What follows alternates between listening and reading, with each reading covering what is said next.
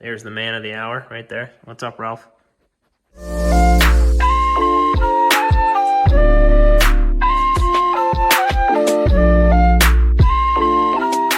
Welcome back to the Fixed Roof Coupe channel, guys. My name is Chris. If you are new to the channel, new to my videos, new to anything, let me just give you a quick little brief. The channel started off with the idea of my C5 Corvette. It's a 2000 Fixed Roof Coupe. Nitrous cam car. I also do some tool reviews. I'm just your regular hobbyist. Not a mechanic by any means, just my average Joe input. And then recently, we started talking about my 1951 Chevy Styleline Deluxe. There's Ralph. I think he came in the last video as well. So today, just a little quick rundown of some parts that are coming in. It's a little series I'm putting together, fixing up my rat rod. Just simple things that probably should have been addressed a long time ago, but I didn't own the car then, and now I'm finally getting some safety stuff done, some things to make it drive better. Run. So the first thing in conversation tonight is somebody had converted this car to a Ford 9-inch. It is on the factory leaf springs, which are about 1.75 inches wide. It has the original shackles, and there's absolutely 0 bushings in there. So this thing clunks and makes noises like you cannot believe. Merging on the highway, I mean, you can really feel it in the rear ends. It's just, they're worn out. These leaf springs are definitely the original ones from 1951. So they're, what, 71 years old? I think it's time for a little bit of a change. So what I did is I went and ordered a TCI kit from Speedway Motors.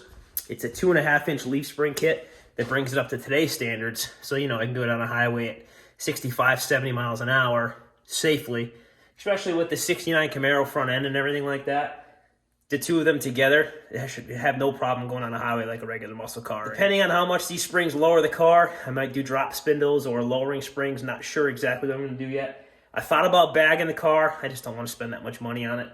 I know there's ways to do it cheaper and stuff, but I'm totally okay with a leaf spring car because I may or may not have some plans for it down the road that my wife probably doesn't know about yet, but some things to do. Let's just put it there. I know you're probably looking at this like, okay, another boring unboxing video, so I'll do my best to speed this one up a little bit.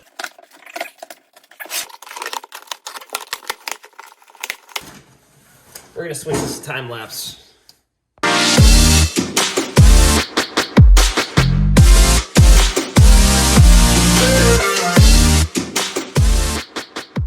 First reactions, the springs look a lot sturdier. As you can tell, like I said, they're 2.5 inches wide compared to the 1 7/8 that the other ones are.